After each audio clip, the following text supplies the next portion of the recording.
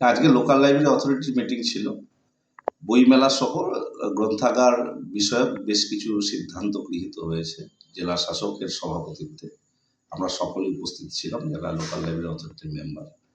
এবার কোচবিহার জেলা বইমেলা পুনরায় রাসমেলার মাঠে অনুষ্ঠিত হবে আগামী 23শে ডিসেম্বর থেকে 29শে ডিসেম্বর, এবং গভর্নমেন্ট 10 লক্ষ টাকা এই বইমেলার জন্য দিচ্ছে, এবং স্টল ভাড়া বাবদ আমরা আরও 5-6 লাখ টাকা পাবো।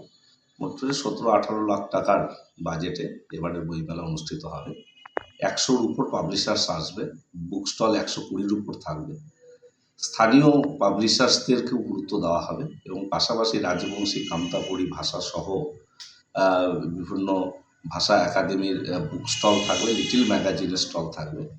প্রত্যেক বছরের মতো এবারও অমিয় ভূষণ স্মৃতি মজুমদার এবং কবি অরুণেস্ক স্মৃতি পুরস্কার বইমেলা কমিটির পক্ষ থেকে 2জন বিশিষ্ট কবি সাহিত্যিক লেখককে প্রদান করা হয়।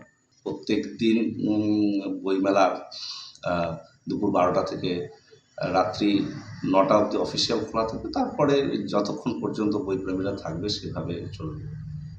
25শে ডিসেম্বরকে আমরা আরও বেশি গুরুত্ব দিয়ে বাচ্চাদের সঙ্গে বইমেলার একটা সম্পর্ক স্থাপনের একটা উদ্যোগ গ্রহণ করা হচ্ছে।